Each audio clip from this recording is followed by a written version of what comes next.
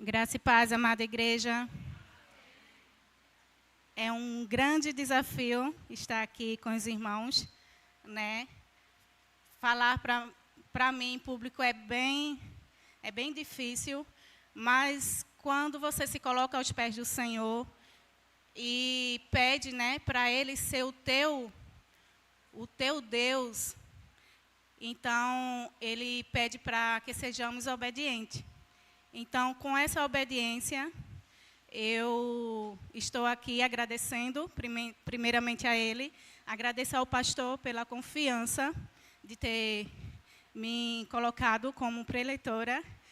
E eu disse, o Senhor dá, né, a nós uma oportunidade de escolha. E quando o pastor fez o convite ali, eu disse, e agora, o que é que eu vou escolher? Obedecer, né? E eu disse, tá certo.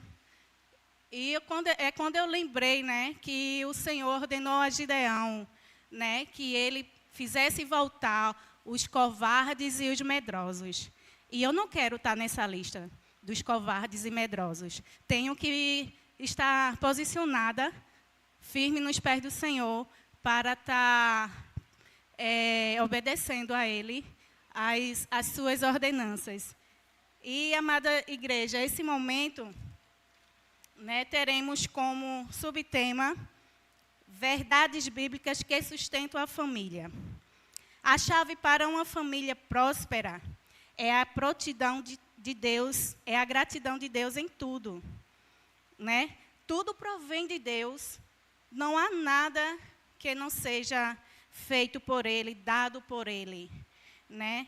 E muitas famílias hoje estão sendo atacadas por várias áreas. Citarei aqui algumas. A primeira será a falta de diálogo. Muitas famílias não têm mais esse diálogo. Elas se trancam entre si e em cada parte de sua casa elas ficam ali fechadas, né?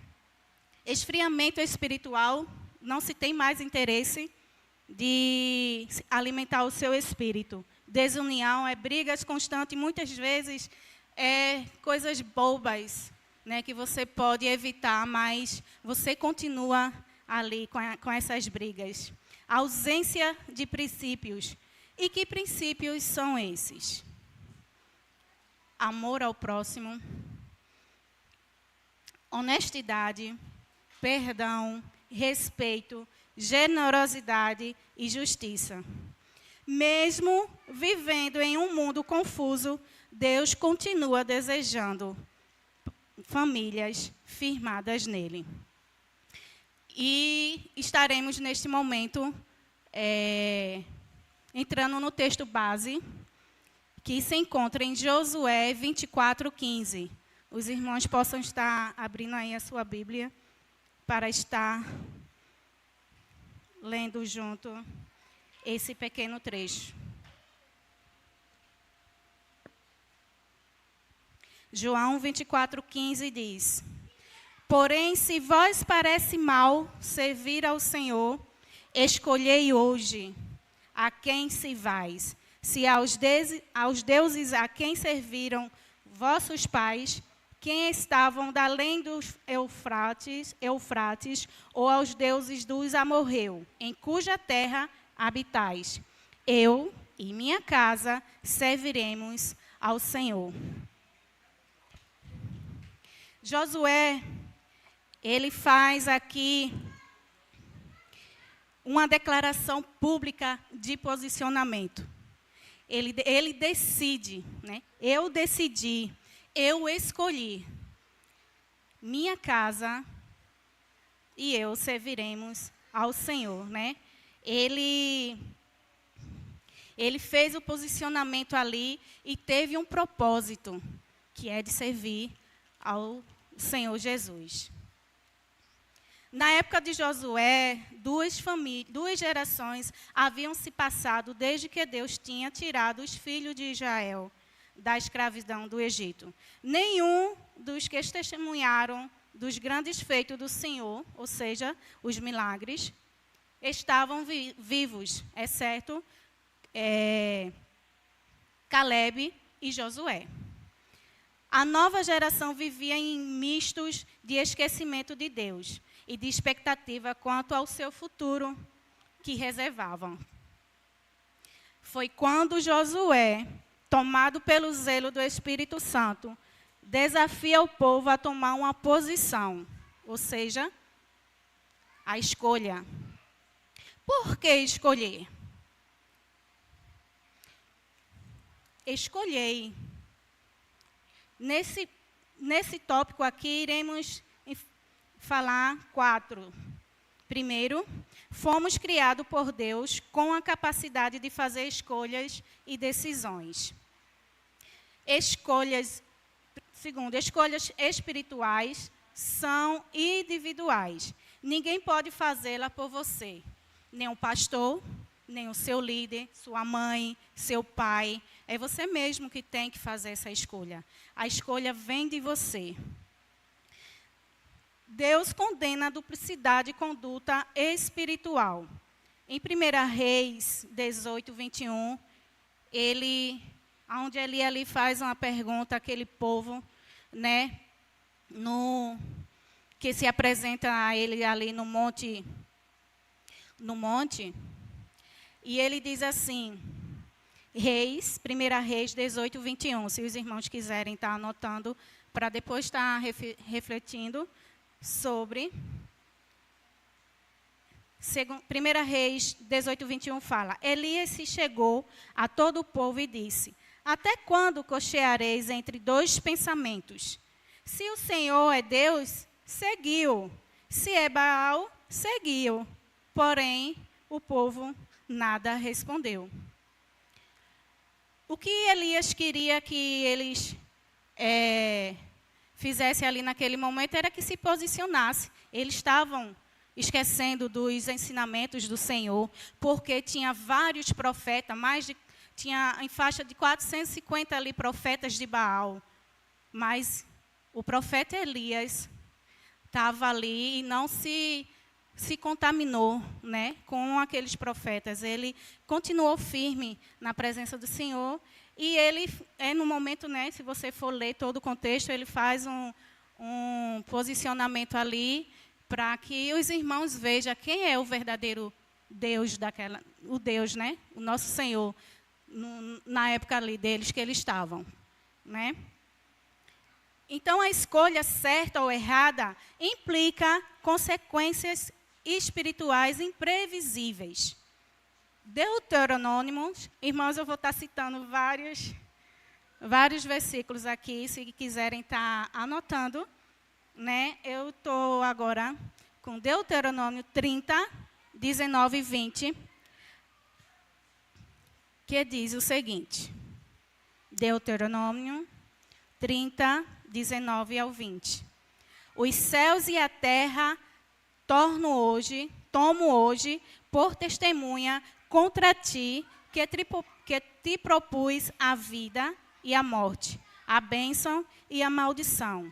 Escolhe, pois, a vida, para que vivas tu e a tua descendência, amando ao Senhor teu Deus, dando ouvido à sua voz, apegando-te a Ele, pois disto depende a tua vida e a tua longevidade, para que habites na terra que o Senhor, sob juramento, prometeu dar a teus pais, Abraão, Isaque e Jacó. Então, ali Moisés conclui o seu último discurso, né, ao povo de Israel, propondo uma escolha definitiva, né, ou seja, cada um tem o livre-arbítrio, né, para estar decidindo, para fazer a sua decisão. Não era ninguém que podia decidir, era cada um ali, né? E graças a Deus, né, o Senhor ainda, Ele fala fortemente, né, a que escolher, né? Ele falou ao povo, né, fortemente, escolher, pois, a vida, né?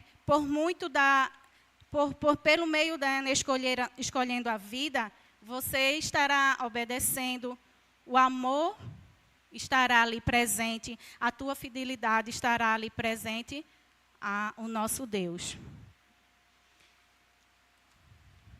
Falamos por que escolher e quando escolher. Quando Josué fala aqui, escolhei hoje. Então, é uma escolha de urgência. Escolhei, pois, hoje, né? A escolha tem que ser feita imediatamente, com urgência. Porque, como já vimos, né, como o pastor falou, como Simone falou, vivemos em tempos difíceis. O tema, né? Famílias que vencem os tempos difíceis. Então, se a gente não tiver um posicionamento, uma escolha acertada, não conseguiremos ter gerações na presença do Senhor. Estarão perdidos, acomodados, né, e acostumados, como foi se falado aqui, a esse tempo que se diz moderno. E sua escolha, né? Sim, quando a gente faz essa escolha moderna, escolha hoje, né? Ele fala, hoje escolheis. Foi porque assim o Espírito Santo ordenou. Ele ordena, como é falado lá em Hebreus 4, 7, a parte B. Hoje, se ouvirdes a voz, não endureceis o vosso coração. E essa escolha, você tem que ter um propósito nela. A quem nos submetemos a servir, a esse obedecemos. Romanos 6,16 vai dizer, Paulo vai dizer, não sabeis que daquele a quem vos ofereceis como servos para a obediência, desse mesmo a quem obedeceis sois servos, seja do pecado para a morte ou da obediência para a justiça. Então, está bem claro aqui. Escolher o pecado, o resultado é morte. Escolher obedecer, terei a vida eterna, né? O Senhor é justo, o Senhor é fiel. E Ele sempre dá a oportunidade para que chegamos a Ele, né? Assim como é impossível seguir em duas direções opostas, ao mesmo tempo, de igual modo, é impossível servir a Deus e ao sistema controlado pelo diabo. Esse versículo que estarei falando agora serve para nós maduros, terceira idade, mas também serve para jovens, serve para adolescentes, aquelas crianças que já têm um bom entendimento, deve estar sempre lembrando, né, que em Eclesiastes 12:1, o Espírito Santo ele faz nos lembrar, né? Lembra-te do teu Criador no dia da tua mocidade, antes que venham os dias maus.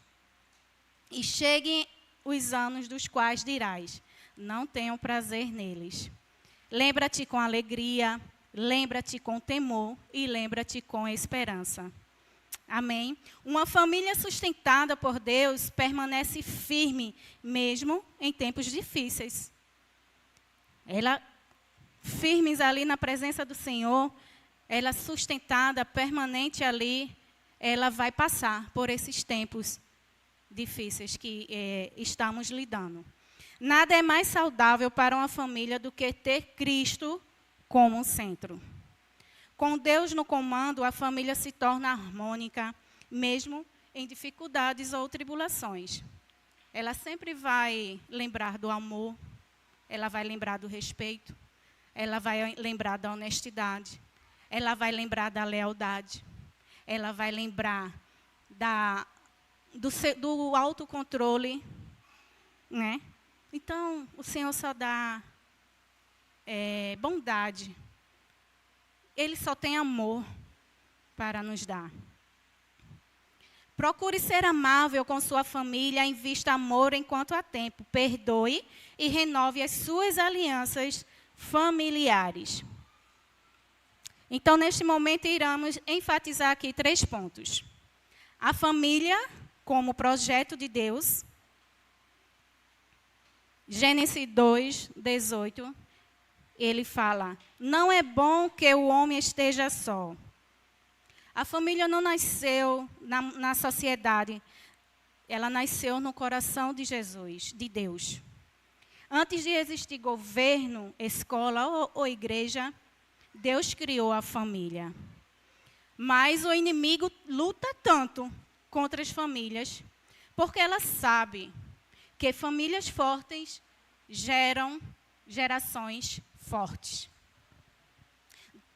Deus criou o amor, Deus criou a união, Deus criou o cuidado, o companheirismo, né? Então, a união, a família é o resultado de uma soma. Nesta soma, teremos uma fusão. 2 se torna 1. E como uma unidade, se multiplicam. Amor, ele é respeito mútuo, compreensão e experiências compartilhadas. Comprometimento é proteção, é permanecer. E o cuidado? O cuidado de Deus não é distante. Ele está presente, sustentando com a sua força aqueles que confiam nele. Companheirismo. Não demorou para que Deus criasse uma ajudadora idônea para Adão. Mas o companheirismo que o ser humano precisa também vai além de uma companheira, de estar casado. Precisamos também de amigos, alguém que nos ajude a enfrentar os desafios, as dificuldades que a vida, né, que temos na vida. Enfrentar também as dificuldades que surgem na missão. O ensino espiritual dentro do lar. Um lar não se sustenta apenas com dinheiro. Casa bonita não significa família saudável. O que sustenta a família é a presença de Deus. Assim como fala em Salmos 127, 1. Se o Senhor não edificar a casa, em vão trabalham os que edificam. Então, irmãos, se não colocarmos o Senhor no centro de nossa família, tudo se abala, tudo é dificuldade. É só desastre, vamos dizer assim. Né? Eu tenho uma amiga que ela conhece a palavra do Senhor. Ela até já serviu na Igreja Batista, mas por ter um casamento que o seu esposo não era evangélico, era católico, então ela se deixou se amoldar aos costumes, né, do marido. Ela não foi uma mulher virtuosa, de mesmo casada, estar mostrando a ele, se posicionando a ele, quem era o Senhor da vida dela. E ela passa por muitas dificuldades. O casamento dela é doente. Ela fala algumas coisas para mim, e então ela me dá a liberdade de dizer outras coisas para ela. E eu disse: olha, tu precisa curar o teu casamento. Ele está doente. Toma uma posição. Agora essa posição é acertada. Você mesma está vendo o seu casamento doente. Se posicione. A culpa não é sua? Todos ao redor não dizem que a culpa é sua? Então se posicione. Tem como você organizar. Tem como você curar. Eu estou te mostrando. Aí falei, mas ela continua doente. E vai, passa, vez outra ela liga, aí você já sabe a minha opinião. Você já sabe a decisão que deve tomar. Uma decisão para você sair dessa e restaurar seu casamento e se posicionar diante de Deus. É com você. Aí você passa um momento bem, daqui uma semana começa tudo novamente, é sua escolha. Vem as dificuldades. E Jesus permite você passar por conta de suas escolhas. erradas, né? E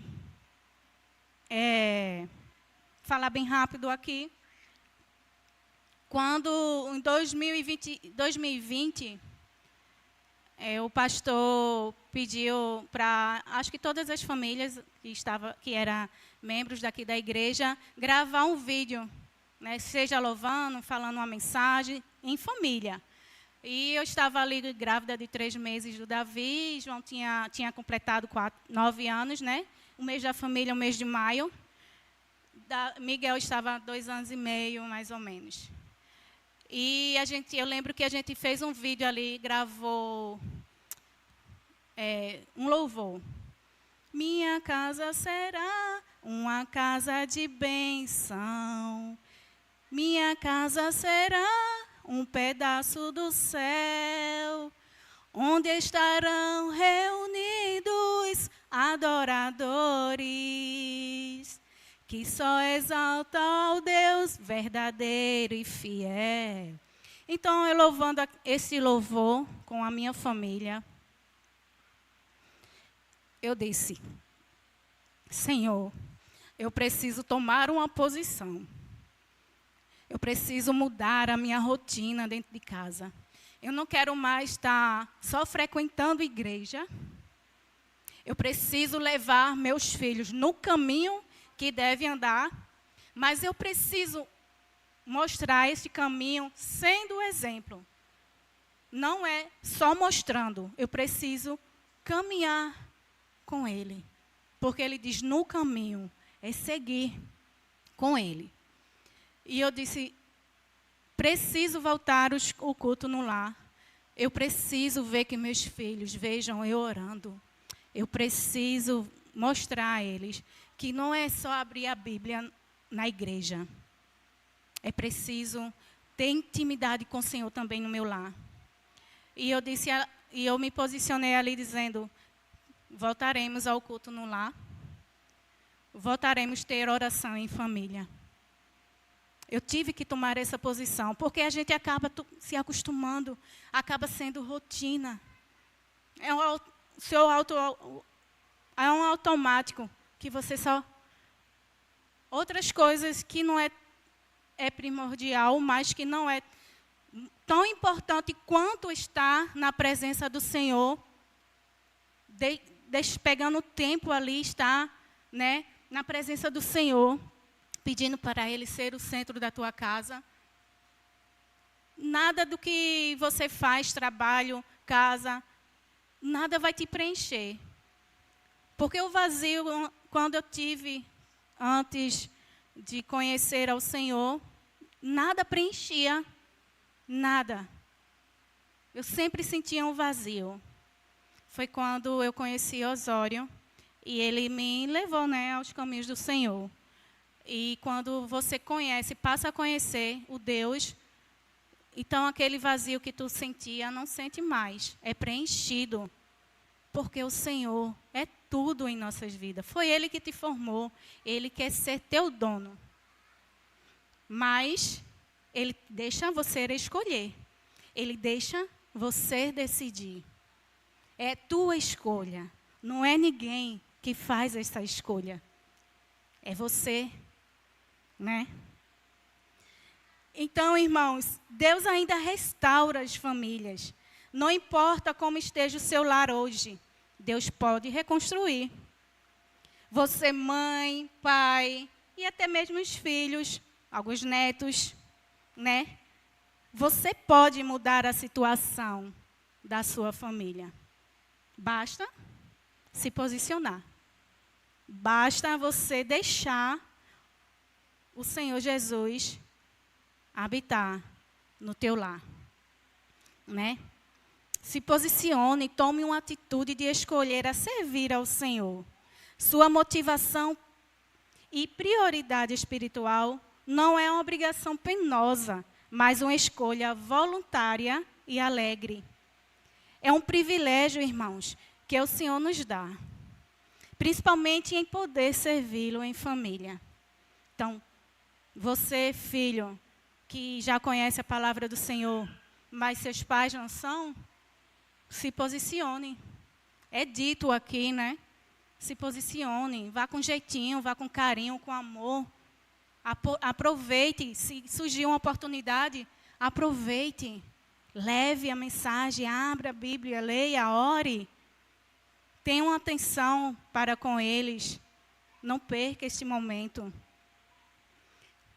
Sabe, o mundo tenta convencer as pessoas de que a família é algo ultrapassado, né? Já foi falado. Tenta normalizar o abandono, a divisão, a frieza e a falta de compromisso. Mas Deus ainda restaura família. Ainda existe lares felizes. Ainda existe pais que lutam pelos seus filhos. Ainda existe famílias que permanecem firmes na presença do Senhor, mesmo em tempos difíceis. Família continua sendo um plano de Deus. E quando Deus é o centro da casa, existe esperança, existe cura, existe recomeço. Amém? Outro tópico que iremos falar aqui é valores inegociáveis. 2 Timóteo 3, 16 ao 17. 2 Timóteo 3, 16, 17 vai falar. Toda a Escritura é inspirada por Deus e útil para o ensino, para a repreensão, para a correção, para a educação na justiça, a fim de que o homem de Deus seja perfeito e perfeitamente habilitado para toda boa obra. A maneira como vivemos nosso dia a dia revela o que valorizamos. Eles influenciam muito na forma como agimos. A família precisa de princípios.